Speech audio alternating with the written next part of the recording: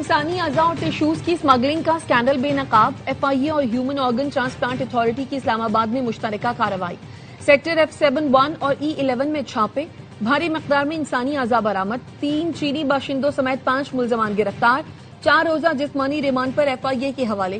F آئی اے کا کہنا ہے برآمد شدہ تمام پلیسنٹا انسانی ہے۔ ملزمان انسانی نال کو بھیڑ کی نال ظاہر کر کے بیرون ملک اسمگل کرتے تھے۔ نجی رہائش گاہوں کو اعضاء کے ذخیرہ اور پیک کرنے کی لیبارٹریوں میں تبدیل کیا گیا۔ ملزمان مختلف اسپتالوں سے ہیومن پلیسنٹا خرید کر پروسیسنگ کرتے تھے۔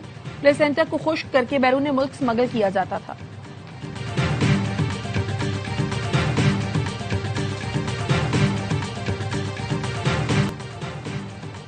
شہدائے کربلا کی عظیم قربانی کا دن یوم عاشور عقیدت و احترام سے منایا جا رہا ہے۔ ملک کے چھوٹے بڑے شہروں میں جلوس، کراچی میں 10 محرم الحرام کا مرکزی جلوس نشتر پارک سے برآمد ہوا، مقررہ راستوں سے ہوتا ہوا حسینیہ ایرانیہ امام بارگاہ کھارا در پر ختم ہوگا۔ لاہور میں نثار حویلی سے برآمد ہونے والا مرکزی جلوس روایتی راستوں پر گامزن، راولپنڈی اور کوئٹہ میں بھی یوم عاشور کا مرکزی جلوس منزل کی جانب رواں دواں، پشاور، ملتان، فیصل آباد سمیت دیگر شہروں میں بھی جلوس، سیکیورٹی کے انتہائی سخت انتظامات، کیمروں سے نگرانی، پنجاب کے 24 اضلاع میں موبائل فون سروس جزوی معطل، پشاور اور کوئٹہ میں بھی موبائل فون سروس بند۔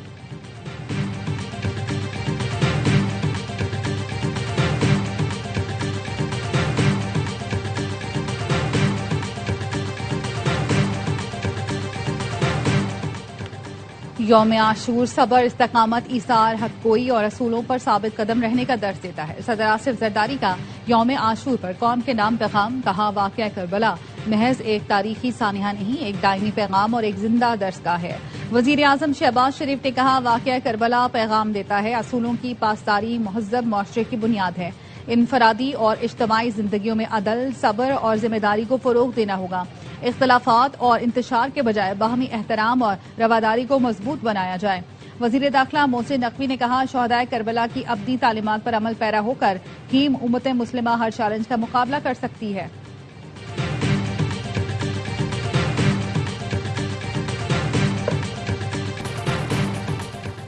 فلسطین اور مقبوضہ جموں و کشمیر کے عوام ریاستی جبر اور بدترین تشدد کا سامنا کر رہے ہیں۔ غیر ملکی قابضین کی طرف سے تشدد کو بطور ہتھیار استعمال کرنے پر شدید تشویش ہے۔ وزیر اعظم شہباز شریف کا تشدد کے متاثرین کی حمایت کے عالمی دن پر پیغام، کہاں قابضین کے جرائم کی مذمت اور ان کی جواب دہی مشترکہ عالمی ذمہ داری ہے۔ پاکستان دنیا بھر میں تشدد کے متاثرین سے پرخلوص یکجہتی کا اظہار کرتا ہے۔ مقبوضہ کشمیر میں دہائیوں سے انسانی حقوق کی سنگین خلاف ورزیاں جاری ہیں۔ عالمی برادری انسانی حقوق کی خلاف ورزیوں کے مرتکب عناصر کا احتساب یقینی بنائے، کشمیریوں کی غیر ملکی تسلط کے خلاف جدوجہد کی سیاسی، سفارتی اور اخلاقی حمایت جاری رکھیں گے۔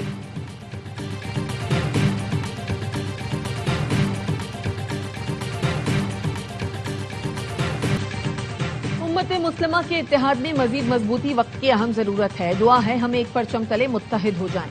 وزیر دفاع خواجہ آصف کہتے ہیں پاکستان کے کردار سے امت مسلمہ کے اتحاد کو تقویت ملی۔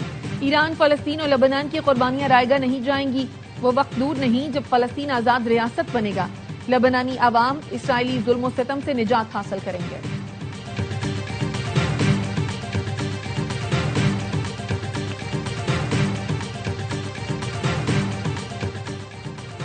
وفاقی وزارتوں میں اربوں روپے کی مالی بے ضابطگیاں، آڈیٹر جنرل آف پاکستان نے 23 وزارتوں اور محکموں کی رپورٹ جاری کر دی۔ 1900 ارب روپے کے بیرونی قرضے اور ارکان اسمبلی کی اسکیمیں شامل، بڑے مالی گھپلوں اور پارلیمانی منظوری کے بغیر اخراجات کا بھی انکشاف۔ سرکاری فنڈز میں خود بٹ کے 2 سنگین کیسز سامنے آئے۔ آڈیٹر جنرل نے جعلی ادائیگیوں کی نشاندہی کر کے خامیاں بے نقاب کیں۔ 87 ارب کے سرکاری فنڈز بروقت استعمال نہ ہونے سے لیپس ہو گئے۔ رپورٹ میں کہا گیا کمزور نگرانی سے قومی خزانے کو بھاری نقصان پہنچا۔ غیر استعمال شدہ سرکاری رقوم فوری قومی خزانے میں جمع کرانے کی سفارش، سرکاری اداروں میں احتساب کا عمل مضبوط بنانے پر زور دیا۔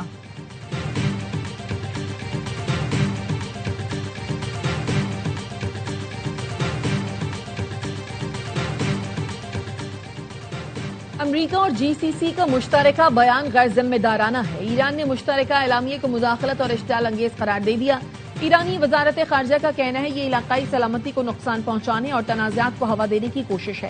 امریکی فوج خلیجی تعاون کونسل کے رکن ممالک کے لیے سراسر بوجھ ہے۔ امریکہ کا علاقائی ممالک کی سلامتی کا عزم محض بیان بازی اور کھوکھلا دعویٰ ہے۔ فلسطین اور لبنان کی مزاحمتی تحریکوں کو ایرانی پراکسی قرار دینا سراسر غلط اور حقیقت کے منافی ہے۔ خلیجی ممالک امریکہ اور اسرائیل کے بیانیے کی حمایت سے انکار کر دیں۔ ہمارا مشورہ ہے ایران مخالف پالیسیوں کا حصہ نہ بنے۔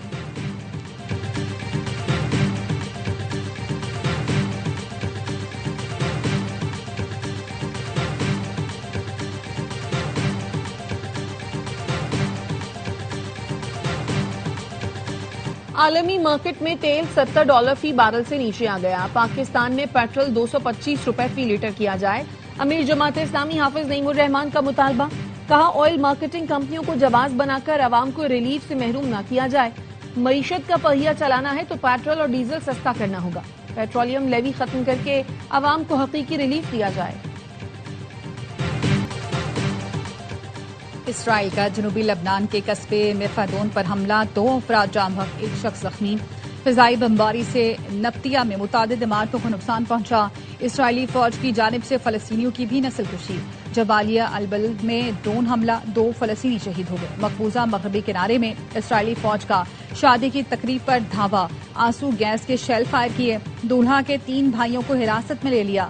فلسطینی خاتون پر بھی تشدد۔ پاسداران انقلاب کا آبنہ ہرمز میں مال بردار جہاز پر حملہ۔ وال اسٹریٹ جرنل نے دعویٰ کیا سنگاپور کے پرچم بردار کارگو جہاز پر حملے سے برج کو نقصان پہنچا۔ برطانوی میری ٹائم حکام کے مطابق حملے میں کوئی جانی نقصان نہیں ہوا۔ ایرانی بحریہ نے حملے سے چند گھنٹے قبل مخصوص راستوں سے گریز کی وارننگ دی تھی۔ امریکی حکام کے مطابق تازہ حملہ آبنہ ہرمز کھولنے کے معاہدے کے لیے بڑا امتحان ہے۔ عمان کے جنوب مشرق میں کارگو جہاز پر حملے کے بعد اقوام متحدہ نے آبنہ ہرمز سے جہازوں کا انخلاء عارضی طور پر معطل کر دیا۔ بین الاقوامی میری ٹائم آرگنائزیشن کا کہنا ہے ہرمز میں پھنسے 11,000 سے زائد ملاحوں کو نکالنے کا عمل معطل کر دیا گیا۔ جس جہاز پر حملہ ہوا وہ IMO کے انخلاء فریم ورک کے تحت سفر نہیں کر رہا تھا۔ ملاحوں کی سلامتی اولین ترجیح ہے۔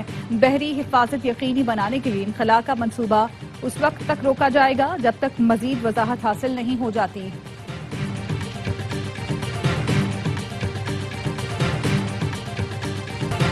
امریکی صدر ڈونلڈ ٹرمپ نے زراعت سے متعلق ایگزیکٹو آرڈر پر دستخط کر دیے۔ کہتے ہیں امریکہ جلد ایرانی فنڈ سے گندم، سویابین اور مکئی خریدے گا، زرعی شعبے میں نئی جدت لائیں گے۔ ہم نے ایران کی فوجی صلاحیتوں کو تیزی سے ختم کر دیا۔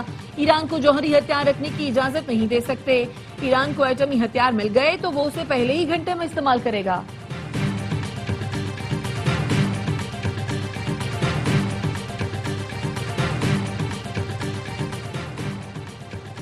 معاہدہ ہو یا نہ ہو، میرے وزیر اعظم رہنے تک ایران جوہری ہتھیار حاصل نہیں کر سکتا۔ اسرائیلی وزیر اعظم نتن یاہو کا کہنا ہے کسی بھی حال میں ایران کو ایٹم بم بنانے کی اجازت نہیں دیں گے۔ جنوبی لبنان پر اسرائیل کا غلبہ ہے، ہمارا نکلنے کا ارادہ نہیں۔ جب تک ضروری ہوا وہاں سیکیورٹی زون میں رہیں گے۔ بیرون ملک سے ڈالے گئے دباؤ میں اسلحہ اور گولہ بارود کی فراہمی روکنا بھی شامل تھا۔ امریکی دوستوں کو بتا دیا اگر ضرورت پڑی تو ہم اپنے ناخنوں سے بھی لڑ لیں گے۔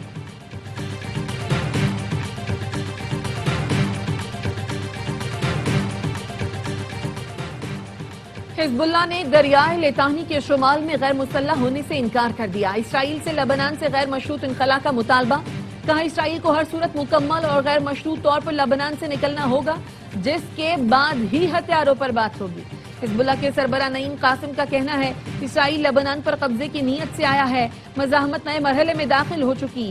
لبنانی حکومت نصف لبنانی عوام کو اپنے خلاف نہیں کر سکتی۔ MOU کو امریکہ اور اسرائیل کی ناکامی قرار دیتے ہوئے کہا برداشت ہماری حکمت عملی تھی، کمزوری نہیں۔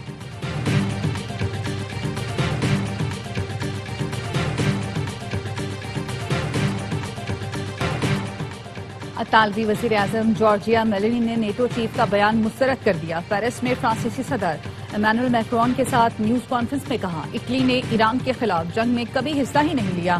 ان کے ملک نے اڈوں کے استعمال سے متعلق محض اپنے وعدوں اور معاہدوں کی پاسداری کی، اس سے زیادہ کچھ نہیں۔ نیٹو چیف کو سمجھنے میں غلطی ہوئی کہ اٹلی سے کس قسم کی پروازوں کی اجازت دی گئی تھی۔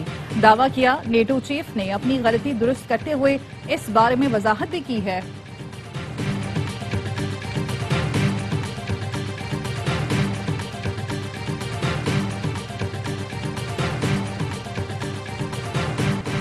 بین الاقوامی مارکیٹ میں خام تیل کی قیمتوں میں مسلسل کمی. برنٹ خام تیل 3.52% کمی کے ساتھ $72.61 فی بیرل پر آ گیا.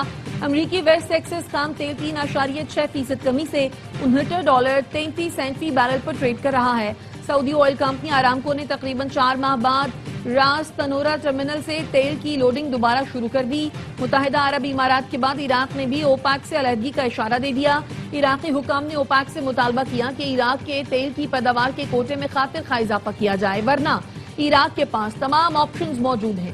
جولائی کے لیے اوپیک کا مقرر کردہ پیداواری کوٹا یومیہ 43,78,000 بیرل ہے.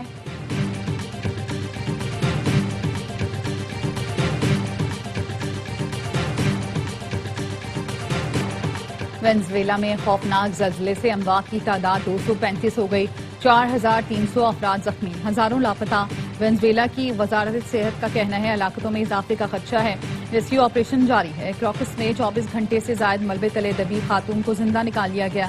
ایمنسٹی انٹرنیشنل نے عالمی برادری سے وینزویلا کے لیے فوری امداد کی اپیل کی.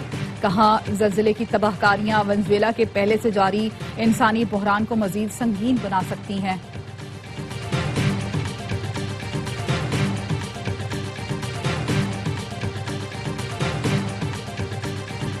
لیڈرشپ کی مرضی ہے، جس کو چاہے تبدیل کریں. پارٹی کے تمام اہم اور حتمی فیصلے چیئرمین بلاول بھٹو زرداری کرتے ہیں.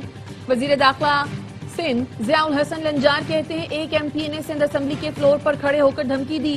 قواعد کے تحت ایم پی اے کی تقریر کو حذف کروایا. اس معاملے پر اسپیکر کو رپورٹ دوں گا تو سب کچھ سامنے آ جائے گا.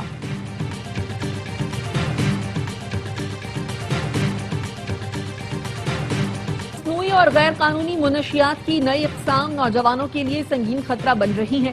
منشیات کا استعمال فرد، خاندان اور معاشرے کو متاثر کرتا ہے.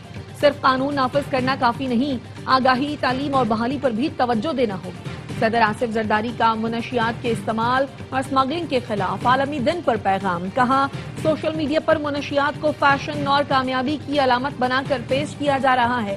منشیات سے پاک نسل کی تشکیل کے لیے مؤثر اقدامات ناگزیر ہیں. تاریخ میں پہلی دفعہ شاہی خاندان کی ٹیکس تفصیلات شائع کر دی گئیں. شاہ چارلس دوم نے گزشتہ مالی سال میں تقریباً 13 ملین پاؤنڈ ٹیکس ادا کیا. برطانوی بادشاہ قانونی طور پر income tax, capital gains tax یا وراثتی ٹیکس ادا کرنے کے پابند نہیں ہوتے، لیکن 1990 کی دہائی میں طے پانے والے ایک رضاکارانہ معاہدے کے تحت بادشاہ ٹیکس ادا کرتے ہیں. یورپ میں سورج آگ برسانے لگا، ریکارڈ توڑ گرمی. اسپین میں 4 روز کے دوران 212 افراد جان کی بازی ہار گئے. کئی علاقوں میں درجہ حرارت 42 ڈگری سینٹی گریڈ تک پہنچ گیا. پیرس میں 24 گھنٹے کے دوران دل کا دورہ پڑنے کے 25 واقعات رپورٹ ہوئے.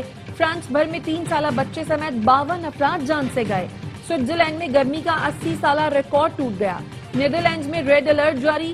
برطانیہ کے بیشتر حصوں میں پارہ 36 ڈگری سے اوپر چلا گیا.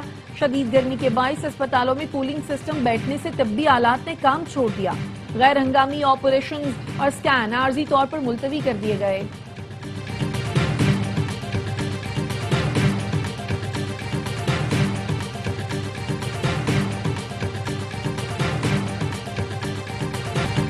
سویڈن کی وزیر یورپی یونین کے اجلاس میں 3 ماہ کے بچے کو ساتھ لے آئیں. اجلاس کے دوران تقریر کی، بچے کو بھی سنبھالتی رہیں. میڈیا سے گفتگو میں کہا میں یہ دکھانا چاہتی ہوں کہ آپ کو ایک اچھا وزیر اور ماں بننے میں سے کسی ایک کا انتخاب کرنے کی ضرورت نہیں، ہم دونوں کام ساتھ کر سکتے ہیں.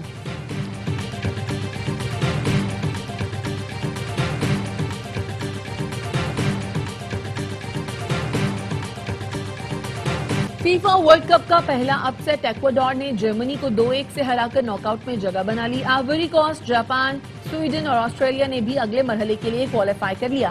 ترکی نے آخری گروپ میچ میں امریکہ کو 3-2 سے ہرا کر 24 سال بعد ورلڈ کپ میں پہلی فتح حاصل کی. آئیوری کوسٹ نے کیوراساؤ کو 2-0 سے زیر کیا. جاپان اور سویڈن کا میچ 1 گول سے برابر رہا. نیدرلینڈز نے تیونس کو 3-1 سے ہرایا. پیراگوئے اور آسٹریلیا کا میچ بغیر کسی گول کے برابر رہا.